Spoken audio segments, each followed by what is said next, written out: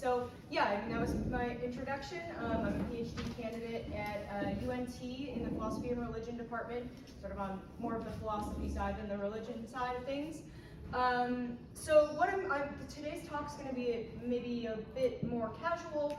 I'm going to talk a little bit about sort of my own practices at home, as well as some broader things to think about as you think about waste reduction. So my first slide here, I'd like to hear from all of you what brought you to this meeting, or to this session, yeah. Well, for me, we create too much waste, and it'd be nice to know, we cut that down. Great, yeah. Well, hopefully I can help you out with some of that today. Right. Any other reasons? I mean, that one's pretty central to today's talk, but. Cindy said you were going to be really good. Yeah. Oh, there's a lot to live up to. Okay. All right. Support Cindy. We do. Okay, good. Well, hopefully I can deliver. So, all right. Well, I wanted to sort of start out by just laying out a few facts, and I have sources at the end if anyone wants to see those. Just about waste in the United States and then globally as well. So this picture here is actually from Indonesia. It is a picture of plastic trash burning, and I have some stats on that. The picture that was on the first slide was also, that one was from the Maldives, and that was just heaps of plastic trash also that have been imported from other countries. So we're going to start off here with some food facts. So something like over 30% of all food produced in the United States is wasted every year. Globally, that statistic is sort of mirrored. So something like 1/3 of the food produced globally is also wasted. Food waste is the single most common material wasted in landfills and incinerators. So that is a big problem for greenhouse gas emissions. Greenhouse gases like methane are part of the production of climate change. So as we sort of talk about waste and waste reduction today, I think about that in relation to the ecological problems that we're facing and will face for the next, maybe forever. So part of another fact coming out of food waste and food loss. So waste is at the consumer side of things, so sort of our side. Food loss is what happens during production, so before it gets to consumers. So between food loss and food waste, that contributes to about 8% of greenhouse gas emissions globally, which is a pretty huge number when you consider, that a lot of that, at least on the consumer side of things, comes out of our households. So we'll talk about kitchen practices and a little bit about composting, although I know there was another eco talk on composting, but we'll sort of brush over that quickly. On the other side of things, sort of more related to the picture here, the US exported, this statistic is a couple years old, but we're still keeping up this practice, 436 million kilograms of plastic in 2019.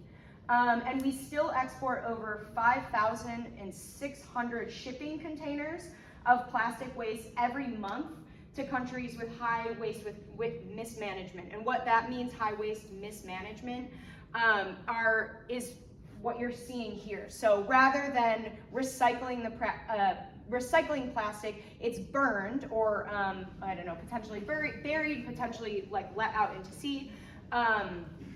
And that is, of course, contributing to other ecological problems that we're facing. Which countries are those? A lot of those are in Asia. So we have definitely Indonesia, China. We, for a long time, were shipping a lot of our plastic to China in particular.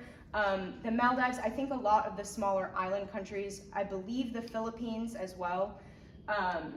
Didn't China quit taking our plastic? That's a good question. I'm not sure if that has, they did? A couple of years. Okay. What was that? Aluminum. The pollution of our polluted recycling as well. So perhaps not China. So that statement basically says to me So we're dumping our waste on countries that don't know what to do with their own. We're just dumping ours on them too. Yeah, so part of this problem, and maybe something that we can sort of think about as we look at the rest of today's slide, is like, when we throw things away, what does away mean? Because things, you know, they don't just disappear. So they have to go somewhere, whether that's the Maldives or China or Indonesia, or, you know, the incinerator down the block. They're always going somewhere, and they're either going to sit in a landfill, be set on fire, decompose perhaps. So thinking about what away means is maybe central to, you know, thinking about waste and what we do with our waste. And then the last statistic here, I think this one is from the EPA. Americans generate about 4.9 pounds of waste per person per day. So almost 5 pounds of waste per person per day. What exactly does that mean by waste? What was that? What exactly do you mean by waste? I believe that statistic is referring to material waste, so not so much biological waste. I'm sorry, I don't, Yeah. if you don't mind. Yeah, it's in Texas, that's a higher number. That's our solid waste. So in Texas, you can do a search on Take Care of Texas, I believe that it is, and our municipal solid waste per person is higher than the average outside of our state. Well, Wow. it's not me. Yeah, Sorry, so, Isabel. no, thank you for that. Just some things to sort of keep in mind, get us to start thinking about what we're talking about when we talk about waste. So, switching gears to maybe a more pleasing picture, I want to start off by talking about kitchen practices. I forgot to mention this at the beginning. Before coming to grad school, my profession, my background was in kitchens. So I worked in professional kitchens for a number of years. I am a professional bread baker by trade. So I find that in reducing our waste, and in particular our food waste on an individual level, what is really important there are actually the practices that we have in the kitchen. So that's like preparing our food, how we prepare our foods, how we keep our foods, what we buy, where we buy it, and then of course how we dispose of it as well. So I have some ideas that I wanted to just kind of talk about as far as things that might be simple to bring into your day-to-day living. So things like compostable trash bags. So this is whether or not you are composting any of the trash that you're going to put into the landfill. If you're using a compostable bag that's going to eventually, you know, degrade, that alone is going to help the process of breakdown overall in landfills. So a small practice to keep in mind. Plant-based soaps are going to be easier on the environment. Bamboo cookware. Bamboo regenerates very quickly in the environment. So that is a nice bamboo sort of cookware, as well as other forms and uses of bamboo. If you see bamboo, it's a renewable resource, so that's a good sort of sign to look for if you're looking for a specific good. Non-toxic pots. This is something I myself just got into. So I have a couple brands that I would recommend, but these kinds of pots, these companies are often foregrounding sustainable practices. The pans that I use are from Our Place. There's also a company called Caraway, like the seed. Both of them are focused on more sustainable practices, so how they actually make the pans and what they make the pans with. And then also your cooking, they're long lasting, but you're also not having to worry about harmful chemicals, you know, going into your food as you're making it. I'll hold off on Norwex for just a second and talk about these ones on the other side. So a practice that generates, typically I think for Americans, quite a bit of waste is our shopping. And I'm gonna focus particularly on our food shopping. So when we go to the grocery store, I think one of the habits that we've been taught to, engage in is to use the plastic bags, not only the bags at the store, right? There's been quite a big push in the last few years to bring your reusable bags to the store, leave the plastic bags there. But one that has been sort of left behind are the produce bags, so super thin produce bags. So they do make reusable produce bags that you can use, and that's another thing you have to remember. But if you already have your, like shopping bags, you can just keep them in there. I also advocate for just not using the bags. And part of that is related to the practices that I engage in my kitchen as well. So since anything I bring home from the grocery store, I know that I'm going to have to wash. I don't, the idea of it going on the conveyor belt at the checkout line is not too, I don't know, maybe disgusting to me, considering the long process. I mean, it's the foods that we're usually looking at in the grocery store oftentimes have been shipped across the country. They've been sitting in boxes. They've been handled by a multitude of people. So we're going to have to wash them anyway. So taking that step out of sort of your everyday practices is a good way to just eliminate that waste from your life.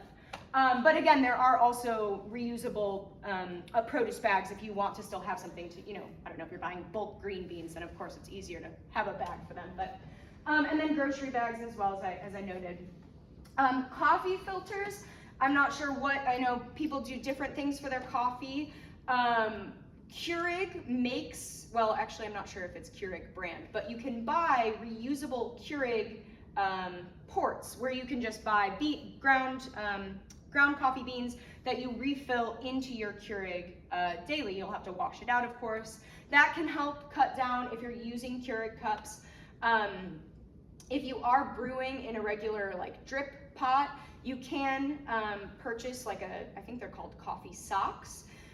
So it's a canvas sort of coffee filter. So again, this is a small practice, but the overarching I guess theme of this entire talk is thinking through the small practices every day that generate waste that we don't even think about because we have the ability to throw things away and not think about them again because that away is not in our vicinity, right? It's not in Grapevine, it's not in Denton where I live, it's somewhere across the world that I don't have to worry about in my immediate presence. So that's sort of, I know these seem relatively small practices, but I think as we consider each of our habits, each of our daily habits, something as simple as turning off the water as you're brushing your teeth, right? Not letting it run as you're sitting there scrubbing whatever, not letting the shower run for too long before you get into it. Things like this, keeping these things in mind are going to help change our own lifestyles, right? It's not just about these minor practices, but actually a shift in lifestyle completely. So, couple more here, reusable sandwich bags. So, I think they also make gallon-sized reusable bags as well. So rather than buying, boxes and boxes of Ziploc bags, you can buy reusable bags that are more silicone-y. They have a couple different fabrics on the market, but they're very useful. They take up basically the same amount of space in storage. Another thing that I do without having to invest in those reusable bags, I just reuse the plastic bags. So I'll wash them out, sort of dry them, open. But that's another one that the phrase that we know so well is reduce, reuse, recycle. So first, if we can't reduce it, then we reuse it, and if we can't reuse it, then we recycle it. And with the plastic bags, of course, recycling that thin plastic is much more difficult.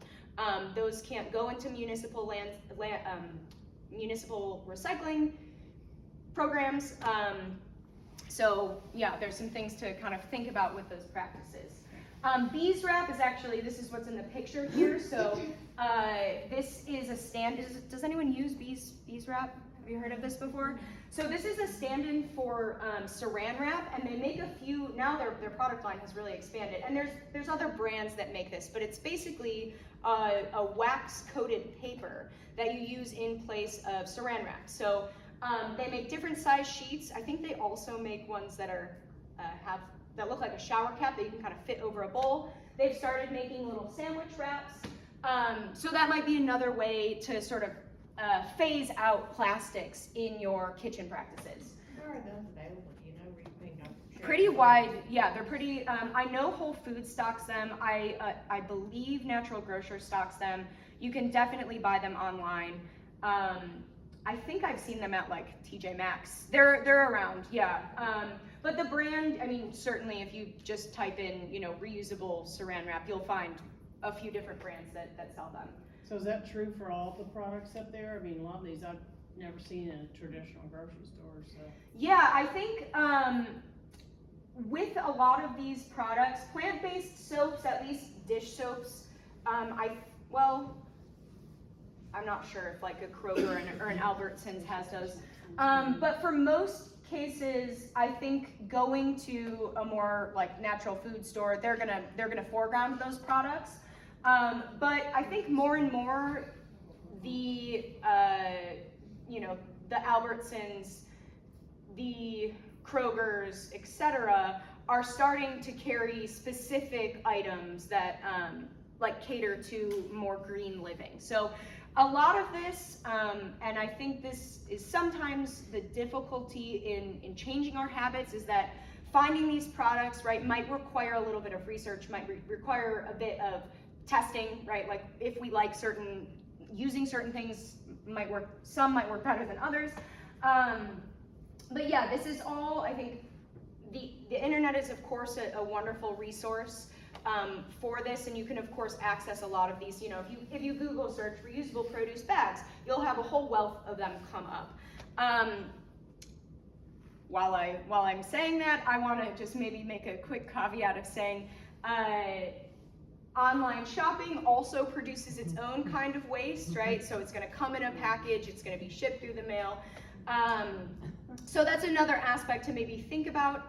There are brands out there, if you're looking for more of these, looking at directly the websites of these more sustainable companies, like for instance, the pots I was talking about from Our Place, they came with completely compostable packaging. So everything that would, like, there was no plastic involved, which is nice. I mean, it still created some cardboard stuff that needed to be recycled, but yeah, waste is happening all along the chain, right? That's part of the problem. So yeah, maybe just a side note. Norwex, I just wanted to touch on briefly. Norwex makes like harsh chemical-free cleaners, shampoos and conditioners, detergents, soaps. They also make a line of microfiber towels, reusable towels, so transitioning away from things like disposable napkins and paper towels. This brand, my mom actually put me onto Norwex. But yeah, this is a great brand to look into if you're looking to live with less harsh chemicals in your life. And they are foregrounding sustainable practices, you know, minimum packaging again, and all of their packaging can also be composted or recycled, and I think they are zero plastic on the packaging as well. So another brand to kind of look into. Any questions on that before I, yeah? Is the beeswax paper compostable? I don't believe so, although I'm not entirely sure why. I think it would probably biodegrade eventually, but if you have a home composting system, I would imagine the fabric, the like fibers that it's made out of would probably take a while to actually break down. But because it's beeswax, and I'm not sure exactly what fiber they use, but I would imagine it's either like a cotton or a canvas or something, I think it eventually would break down. So is that also an item that you could rewash and reuse? Yeah, so you can reuse this. I think I've had some of my pieces for a few years. You'll start to feel they'll change in texture as you use them for a longer period of time. And I believe you're supposed to use like no dishwashing on those, or I'm sorry, putting them in the dishwasher, I should have said. But yeah, you can use those for quite a while. Yeah, I saw a hand in the back. Oh, I was just gonna confirm the beeswax wrap is usually a fabric, Yeah, and it doesn't last indefinitely, like you were saying. yeah. But wax paper might also be what you're thinking of when you're talking about being for wax coated paper project that you can reference. Yeah. Wax paper as well. Yeah, I should have maybe clarified. Not paper product, but a canvas product. Yeah, thank you for that. For the beeswax. But yeah. Interesting. I was gonna say, you could find these beeswax papers or canvases is at farmers markets too, a lot of like, honey, beef farmers, they have this stuff. Yeah, so if you do shop at a farmer's market, that might be something to look into if you know that there's a person who brings honey to the market and keeps bees. Yeah. Okay, so this next slide is a bit more about kitchen practices. So hopefully it's not too repetitive for some of you. I don't know, some of you may already engage in some of these practices. Up first, I have buying in bulk, and what I mean here is buying dry goods in bulk. So buying beans, buying grains, buying pasta in bulk rather than in individual boxes. So as far as Grapevine goes, I'm not entirely sure which stores offer this. We don't have a Winco. Okay. But Wincos are in North Richland Hills, and I'm not familiar. Brenda, is there someplace else that you can buy in bulk that, Buy beans. just in general, in Oh, Polyville Central and Grapevine? Central Market, okay. And Market Street. Oh, okay. Okay, perfect. Yeah, Sprouts definitely, Central Market. So I wanted to recommend this just because, again, this is another small way of cutting out like extra packaging, right? Like if we think about a pasta box, there's usually a little plastic window on the box. The box itself can be recycled, but that plastic that's on the box actually can't be recycled. So to properly recycle that box, you have to take the plastic off, and that becomes another waste that's going to go either to the landfill or to the incinerator. So that's a small practice, and again, that's going to be dependent on where you're able to shop and which stores have bulk products. So one that I am very invested in as having been trained in professional kitchens and being interested in reducing the amount of food I waste for a number of reasons, not just ecological, but also financial, is this first in, first out rule. So FIFO is the little acronym for that. But basically this practice, if you're not already familiar, is making sure that whenever you come home from the store, making sure that you are pulling things in your fridge, in your pantry to the front. There's also a possibility of like creating a sort of use first box or like area, maybe a shelf or a drawer in your fridge that will remind you, oh, you know what, I think this is gonna go bad soon. You know, I wanna use the last of these kale leaves, whatever, while you're bringing in new stuff from the grocery store. So keep this in mind. Again, if you have like leftovers from whatever, 3 nights ago, putting those in an area that you've designated to remind yourself that you should finish those first for lunch rather than making a new sandwich or something. That's gonna help cut down on your food waste from the day to day. A side practice that I relate to first in, first out in my own kitchen is also related to my washing everything that comes into the house. So when I get home from the grocery store, and this is this can be a difficult practice to get into, but once you have it down as a habit, I think it's really useful for keeping track of what's in your kitchen. So when I come home from the store, everything that is, any produce, I immediately am washing and sometimes doing like an initial prep too. So if you know that you want to use, let's say you buy a few heads of broccoli and you don't have a recipe in mind that you're going to use this broccoli for, but you just brought it home. But you know that later you isn't going to want to cut the broccoli up. I would recommend, and this has been a practice again, like as a grad student, there's a lot of times where I'm like, I can't imagine cooking right now, but I can reach into my fridge for an already cut up head of broccoli. So I get home, wash everything, let it dry out, and then anything like the broccoli or, I don't know, what's another one that we... Celery. Yeah, celery, making celery sticks, making carrot sticks, something like this. Cutting those immediately and having them already prepared in your fridge is going to help you not only like use them more frequently, but also just like be aware of what you have, right? Not just shoving things in bags into the back of your fridge, but knowing and like utilizing all the things that you're bringing home. So, I don't know, I really emphasize that practice. I think it's a good one to get in the habit of doing, and it's definitely one that professional kitchens use as well. What about the admonition, and I'm not a great cook, cook, admittedly, but I've read that, like, cause I get mad that has so much fresh fruit. I live alone and it spoils, and I've read not to wash it until I'm getting ready to eat it. Now, is that something I'm doing wrong, or, you know, how does that fit with your? Yeah, with berries, so this is something I've experimented with because I love having like that beautiful bowl of berries just waiting for me in the fridge. But yeah, berries in particular, and definitely other forms of like cut up fruit, those are going to go bad quicker. But berries, and I think maybe cherries as well. Raspberries. What was that? Raspberries. Yeah, raspberries, blackberries, blueberries, strawberries, all of those. If you think that you won't get through the carton that you buy like within the first couple of days, I would recommend just like taking a few out from time to time, washing those, immediately eating them. That'll help.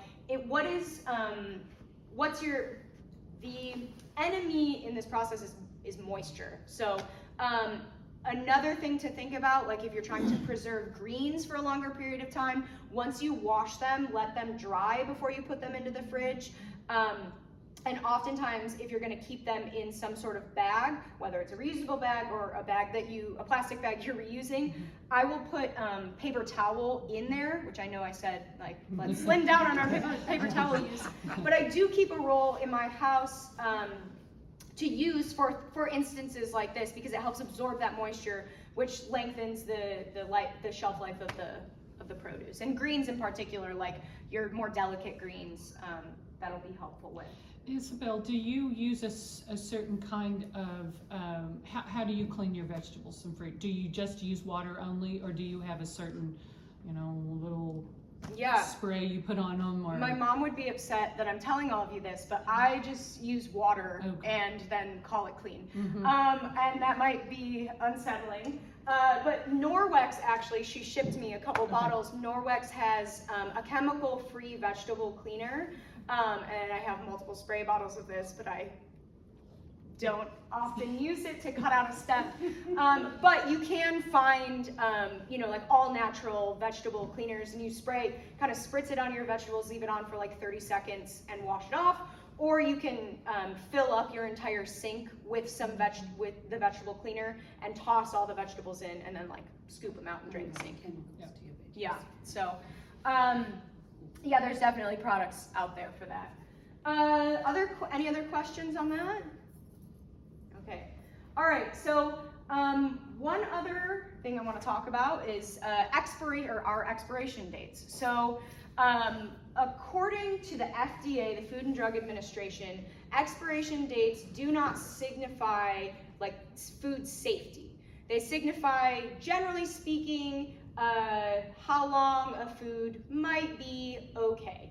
And that is like very vague words. Those are very vague words. And I mean that because primarily expiration dates are used by grocery personnel to make sure that stock is being rotated properly. As far as food safety goes, there's no way that a producer is going to be able to know, hey, on March 8th, this bag of cheese is going bad. And of course, we've all experienced this, right? Sometimes a bag of cheese goes bad like 3 days after we get it, and that's very unfortunate. Or we have it for like a month and a half, and then, yeah, it's still good.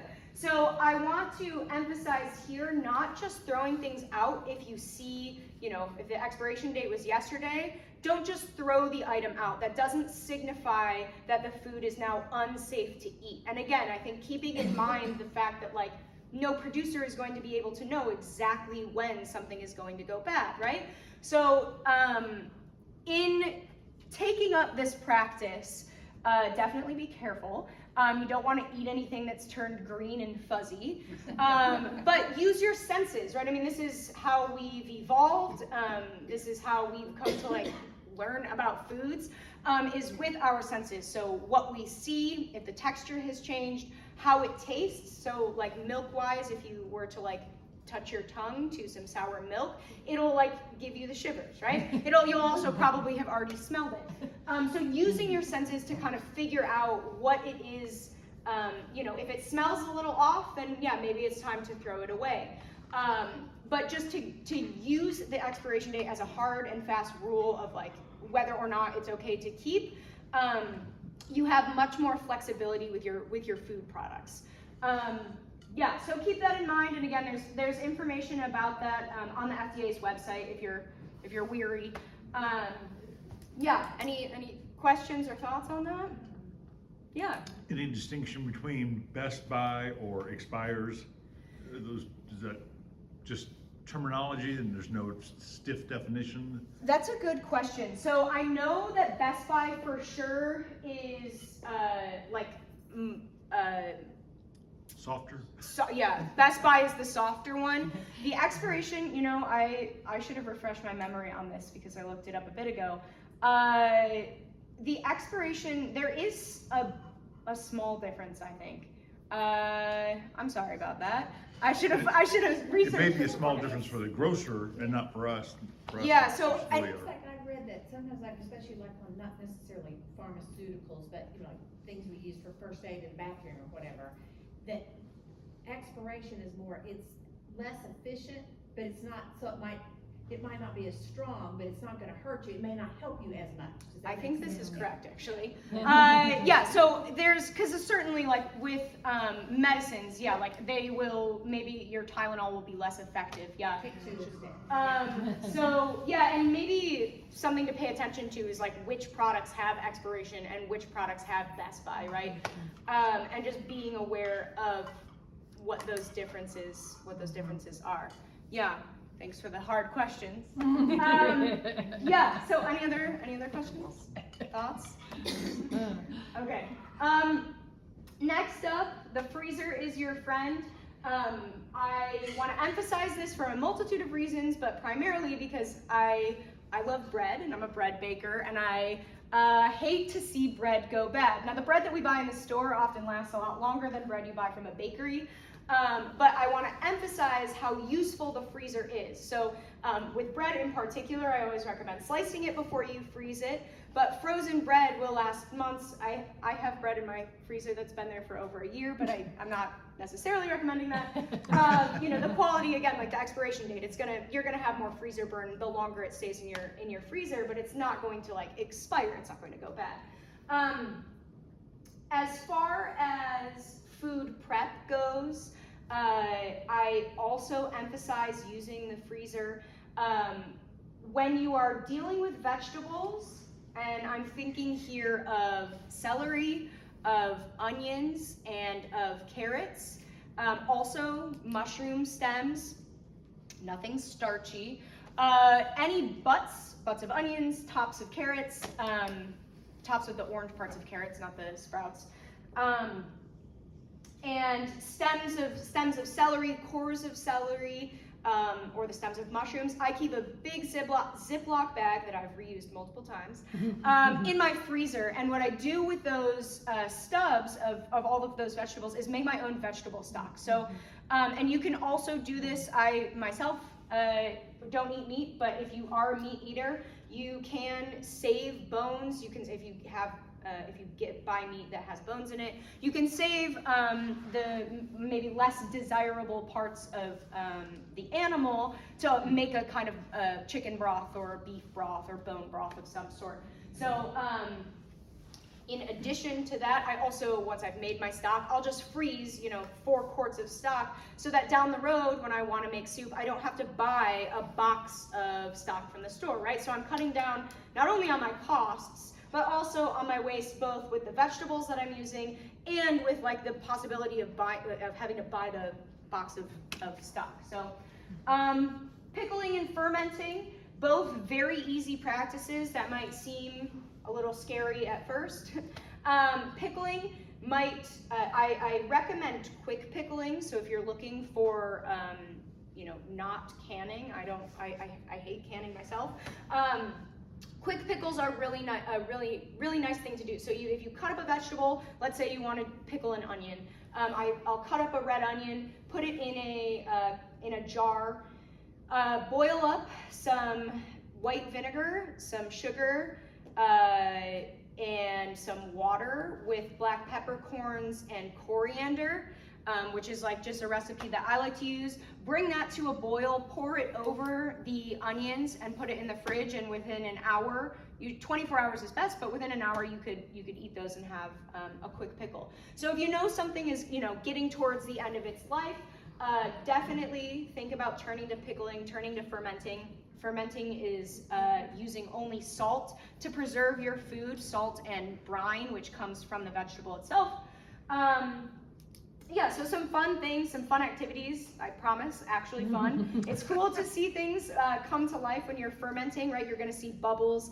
There's tons of guides out there for simple ferments. You're gonna just need a little bit of sea salt and whatever vegetable you're going to use, and a jar that you can kind of burp.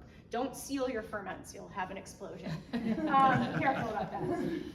Yeah, so maybe related to all of this is a side note. I'm probably going way over time right now, but a side note of this is also maybe using different parts of the vegetables that you have. So my favorite to recommend is kale stems. I personally love kale. But we debone the kale, and oftentimes we'll have stems left over. Same with chard, those big leafy greens, broccoli stems, cabbage cores, cauliflower cores. All of these things are edible, but in our, I don't know, sort of cultural heritage, maybe not all of us, but at least in sort of our American sensibilities, we consider those as waste. And I want to maybe try to reframe how we conceptualize what food products are waste, right? So, and that of course bleeds into making stocks and whatnot. But like I'll use kale stems as a substitute for celery. So rather in a mirepoix, if I'm about to, cook together some carrots and onions and celery, and I don't have celery, but I have kale stems, well, I'll use that. Or if I have chard stems, I'll use that instead. So feeling comfortable with mixing and matching with kind of what you have is another practice to really get into the habit of reducing the food waste you have. And then composting, any waste that comes out of your kitchen. So I won't spend too much time on the composting slide. I just have a few methods here depending on what your living situation is. So bokashi is really nice for small, like if you live in an apartment or you don't have a yard. That's a Japanese kind of a tradition of actually fermentation. So you actually ferment what it is, you ferment your waste, and that makes a kind of tea that you can pour into your garden. That's really, really good for your garden. So that's great for small spaces. Vermicomposting, which is this picture down here, is worm composting. So that's also recommended oftentimes for small spaces where you have various layers where there's worm tea that's collected at the bottom. The worms live sort of in between the first and second chambers, and you put your food scraps layered with paper and sort of brown material, and the worms eat it up and it decomposes. And then of course if you have more space in your yard, you can make your own sort of box composter where you have different, like your newest material would be on the left, the material that's starting to break down would be in the middle, and then you're almost ready to go in the garden material would be on the far side. And then there's also tumblers that you can buy from most hardware stores I should say, and also online. I myself have a tumbler. It's I don't know what those are called, but a one thing tumbler. Cylinder. Yeah, one cylinder tumbler. Yeah, which I would recommend if you're looking at the tumbler option to get one with the largest opening that you can. At smaller openings are a pain. That's what I'm experiencing right now. So these last two slides are kind of brief. I'll stop talking pretty soon here. So this one, I wanted to just mention as not necessarily related to waste, but again, just thinking about how we can live differently. And that includes, if you're a homeowner, approaching your yard in a different way. And in the American context, we have, the green grass, the beautiful front lawn, right? And as we move further into the climate crisis, water shortages are going to become a serious problem, especially where we live in Texas. So thinking about ways that we can shift our practices to either not watering our grass or changing the things that we have in our yard to be more drought tolerant. So I found this picture online because I don't know, I thought it was nice looking. But this is a low water yard, right? So there's primarily gravel around here, and all of the plants that you see are drought resistant. I know a lot of you are in gardening club as well, so if you are doing a what's the term for the yard that is native plants, there we go. If you're doing a native planting yard, of course, plants that are native to Texas, I think, are a bit more drought resistant than, I don't know, like your petunia or something. Yeah, so that is also going to move you towards less of a watering schedule, right? Just using less resources overall, right? And that's not just water, it's also thinking about energy. So being aware of when your lights are on and off, turning them off, running your water heater maybe a few degrees lower than you might now, running your thermostat at a lower temperature or a higher temperature in the summer. All of these things not only are going to sort of shift your own way of living, but also, especially as we become more energy stressed in the summertime, it's going to help the greater community as well, right? To make those changes and be comfortable with them as we get to these more precarious times. My last slide here is about fast fashion, and there's a few ways I want to talk about this. So I want to advocate for buying used or vintage clothes, and this doesn't just mean going to like the thrift store and having to dig through thousands of t-shirts, right?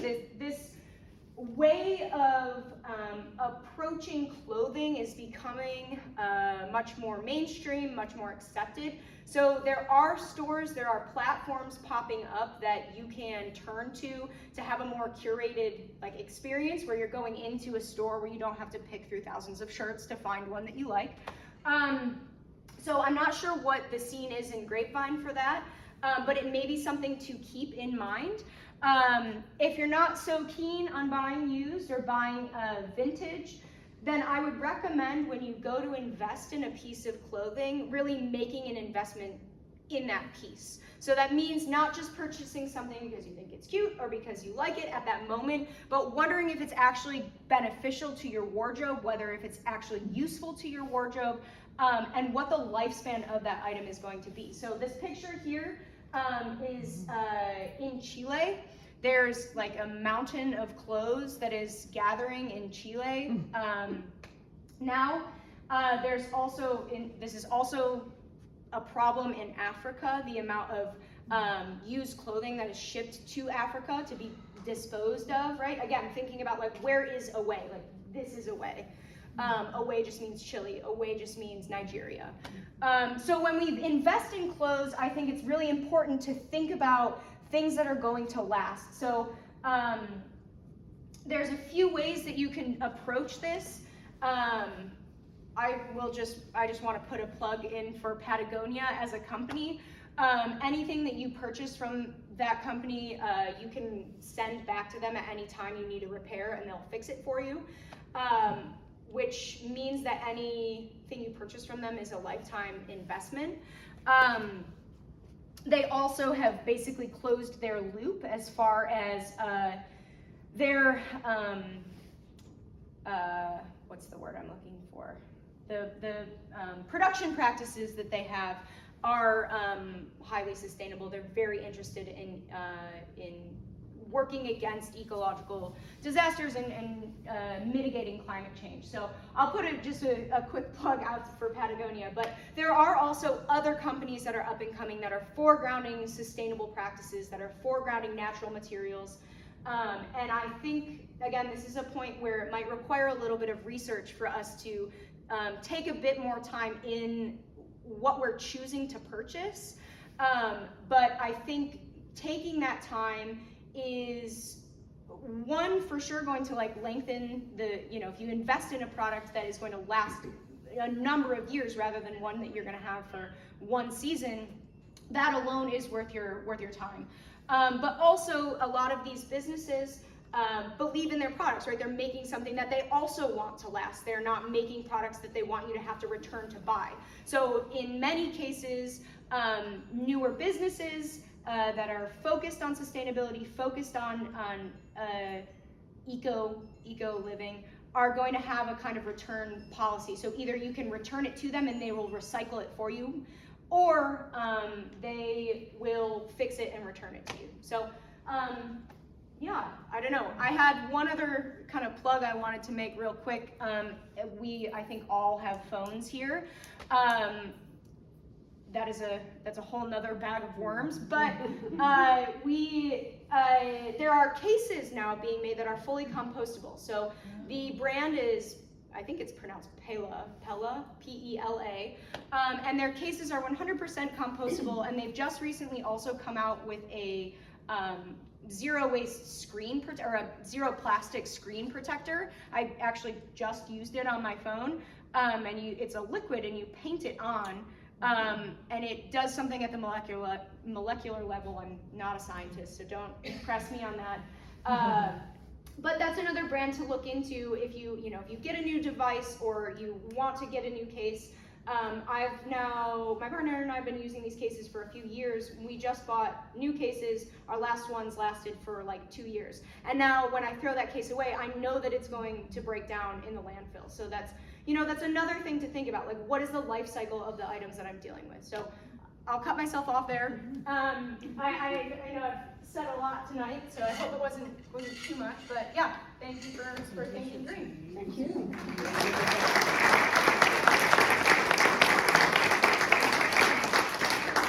Does anybody have questions for Isabelle?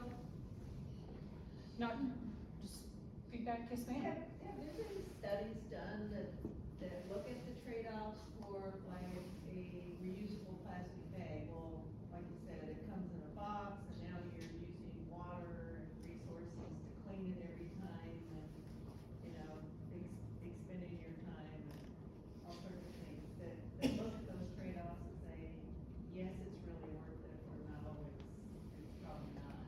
They should feel good for it.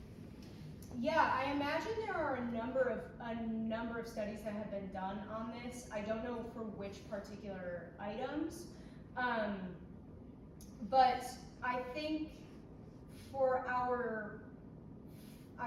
thinking about the usefulness of things, putting a time investment into like the research and putting it in on the front end and having something that's going to last longer, even if I know there was something that came out about reusable grocery bags a few years ago that was like, it's also plastic waste, but those bags, right, you're using them. I mean, I have bags that I've had for like 8 years, right? So that's the difference between using, something that maybe, I don't know, kind of where those trade-offs might be a little, I don't know, murky. But I imagine those studies are out there. It might just require a little bit of research.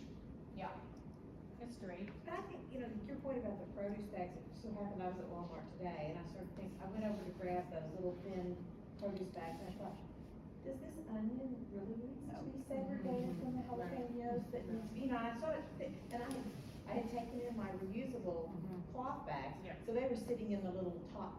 So I just set that all on that cloth bag, and I don't, nowadays you hardly ever touch a conveyor because you're checking out your own groceries. So it wasn't like they were doing that. That's right. There's something. A lot of this, instead of thinking, do I want the reusable bag versus the not?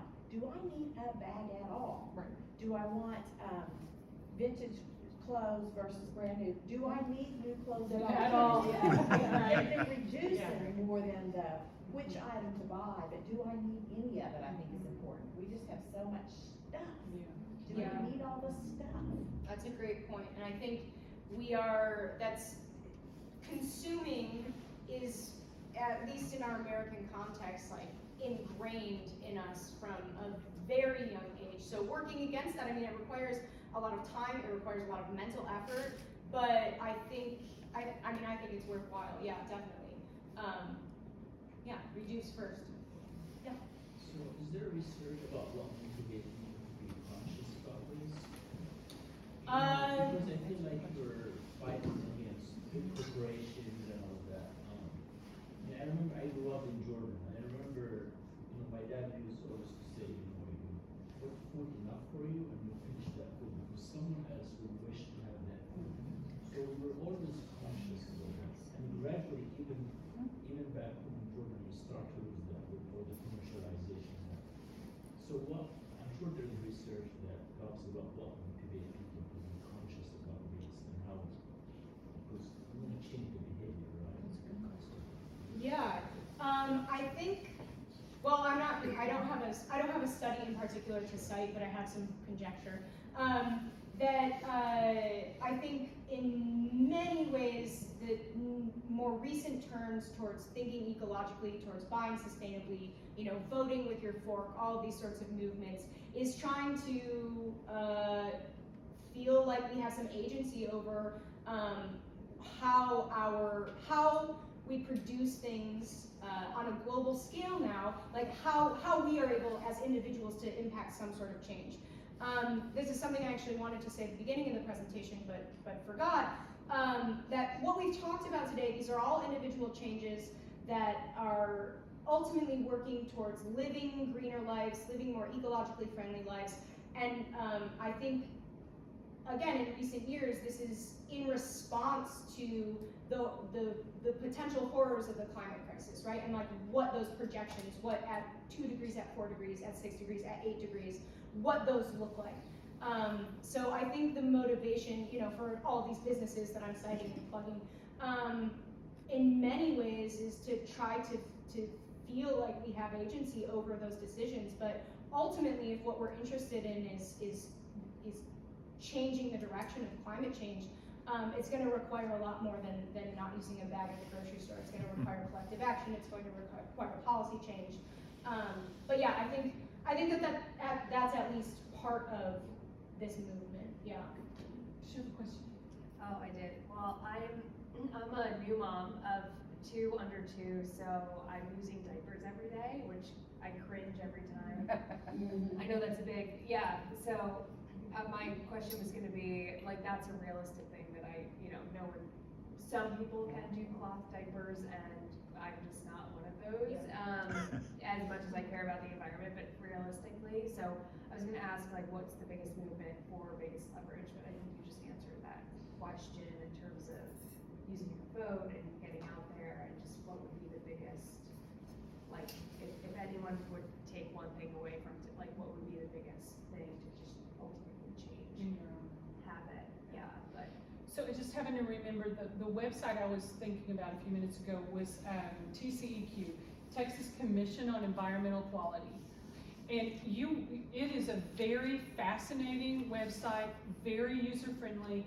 If you get on TCEQ, it will tell you how long our landfill will last, how many years the Arlington landfill has left in it, the amount of trash that Texans create each year. There are just all kinds of studies there.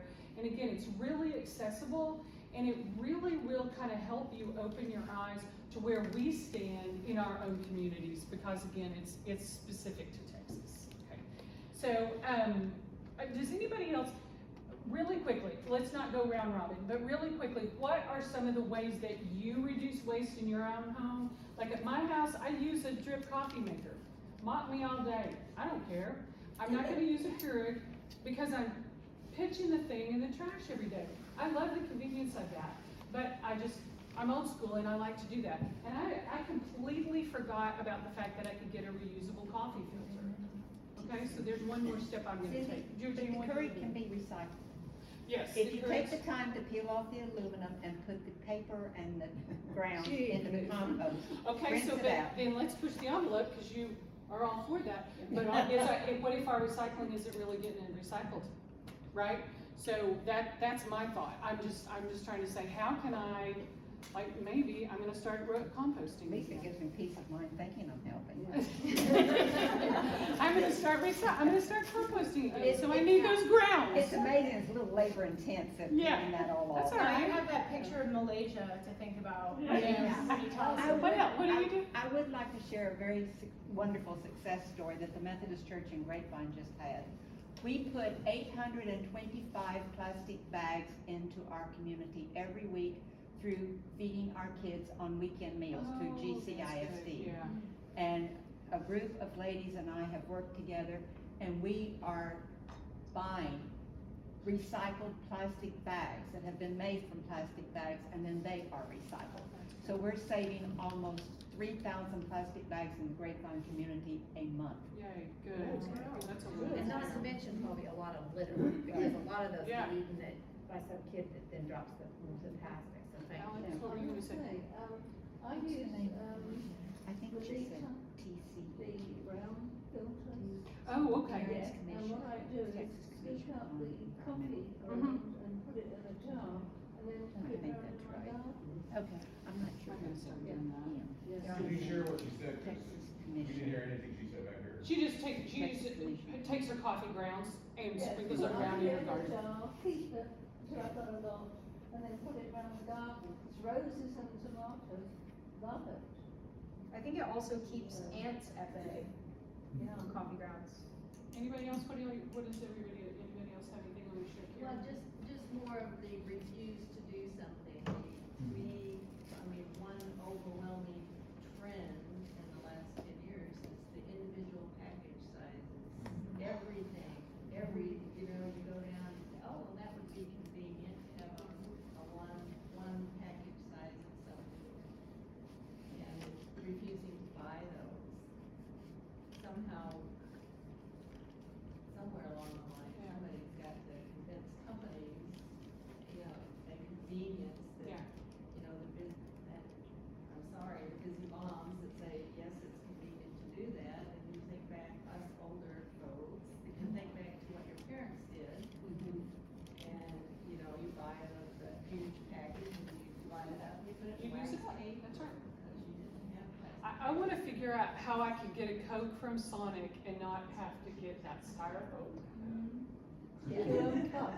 Take your own cup. Take your own cup and hand it. Ask them to fill You it. think they'll give me my Try Coke? it. Try it. I'm gonna. They might be surprised, but I feel like businesses usually will be like, oh, okay, I guess. Why? It's Weirdo. good Yeah, business. Exactly. It ought to be cheaper to Yeah. have to pay for the One cup. of my kind of pet peeves that I'm mad at myself every time I spend money at Costco on these things, why, and I think it must be shoplift deterrent, but where a little bottle of vitamins this big is in this plastic thing the size of an 8x10 picture frame. Is that to facilitate their displays, or so I don't stick that bottle in my pocket and steal it? I don't know. But I've never been one to protest, but I want us all to carry, a sign that says, I ain't buying from Costco. They're doing this, but of course I'm Reduce your back there. packaging.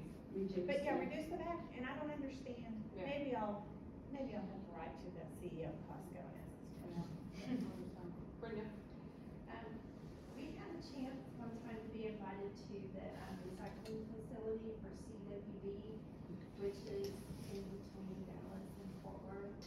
And it was fascinating to see, well, for one thing, the recycling trucks back up into this room that's like the size of 3 football fields and dump it, and just to stand there on a platform above that and see, the vista of more trash than you could imagine. And then they showed us how it all went on conveyor belts, and it got mechanically separated by very sophisticated machinery. But they have a campaign that they invite school districts and cities and whoever the churches, and I think it was called like Know How to Throw. Yes. Something like No that. what to throw. And they said the problem is that, when they bundle paper and they sell it, or they basically sell it and ship it overseas to somewhere that can process that paper, if there's any food that is contaminated, that paper that they did not catch, this big bundle then ferments Goes to the and landfill. molds, and actually, what happens is that company makes CWD buy it and ship it back to the United States, so that it's their problem again. However, when that began to happen too frequently, then those countries overseas that were doing recycling for us said, you know what, this is not a viable proposition for us anymore. Now on to your problems. They were explaining that there's fewer and fewer places that will process. We can recycle all day long, but unless it reaches that end point where it's turned into something new, there's no point. Yeah, it's so. We need to stop using plastic bags for our garden waste. I put my garden waste directly into a trash bin and then it just goes straight to the In Fort Worth, we have yard carts. So our That's nice. yard waste goes right into yard cart. I put mine in paper, and I have a friend with goats, and she comes and picks them up and feeds her goats. Yes, she does. Yes. You know what, I just want to give a little shout out to Kathy Nelson. I don't know if you guys know her, but she tried very hard, and she might not want me to say this, but she tried very hard to hire the goats to come and eat some invasives in our city to help reduce the amount of chemical that would be used and to help restore this area that our ordinances keep from it. And we completely get that. But you know, we're all trying to make efforts here within our own division and department and the city as well. So just know we're looking at innovative ways to try to reduce waste and do that kind of thing. One last question. Yes, sir. Didn't Republic say that only 30% of what goes into recycling actually gets recycled, just because we contaminate too much? Yes, and yeah, we could go down that rabbit hole. We have had the conversation multiple times in this very room about recycling contamination, and so that's why I've told Tim Harris, don't recycle. Because he just puts a dirty paper towel in there every time, but that's the same. No, empty, clean, and dry. Empty, clean, and dry. And then we have on Keep Grapevine Beautiful website what you can recycle, print it out, laminate it, hang it in the pantry. But you know, there's a lot of other things that aren't on there that can be recycled in another way. For example, if you have wire hangers, take them back to take them to a dry cleaner. Yes, 100%. If you have plastic ones, take them to a charity, they can certainly use them. Take them to Grace. Before I throw anything away, I think, how can I reuse it, or how can somebody reuse it? I know. Because there's a lot of things you don't think about that, you know, some charity can use, or somebody else can use. Prescription medicine containers. Garden club people put seeds in them. Thank you for telling me that. It drives me crazy when I throw those away because they are so utilitarian, but I look at it and I'm like, I'm gonna turn into my Meemaw if I save all of these pill bottles. I've asked Walmart if they'll recycle them, and they don't. But in the garage, they you do can not. keep nuts in them, screws in them, Yeah. things like nuts and bolts in them, you know, if you've only got a few left, you put them in and mark them too. We could be here all night. I really appreciate that. I just want to say one more thing. I just brushed over this and I realized as we were talking, on this last thing I have here, compost carpool. Are you guys already familiar with compost carpool? So, it's a compost program. So you don't have to do the composting at home, and they service Grapevine. So, I believe they have a few pickup sites. I don't know if they come to your door or not. I think they do hop and sting, I think. Hop and Oh, Sting. great, That's okay. a drop-off site. Yeah, do Google it and just know, we've had the conversation. It's not citywide right now, but compost carpool is an option. Yeah, and they go, I know for sure they're at, the Coppell Farmers Market, which isn't too far away. But yeah, that, if you don't wanna compost at home, that's another way to do it, to divert your waste, so, that's it. It's the News Go Grapevine magazine is out. If you haven't gotten yours on your doorstep yet, friends, you can get it there at the front desk. I think Paul probably has some. Let's see, we are not gonna have an Eco Talk again until August. We had originally planned on starting again in September, but we're gonna have Loretta Bailey come back. Remember her? She's the composting and the master gardener. She's gonna do a fall gardening, vegetable gardening class, which I'm happy about. Because I think that gives us, I asked her, does that give us plenty of time to learn about what vegetables we need, that kind of thing. So I hope you guys will join us for that, and I always appreciate y'all coming out, braving the weather that did not happen. Thank goodness. Yes, ma'am. What's the name of that website that you mentioned, Texas? The Texas Commission on Environmental Quality, TCEQ. Yeah. So y'all know where to find me if you have questions or any feedback. that. And then I'll send y'all an Jackie email is gonna give that me has the link to the video and a survey. waiting. Thanks so much.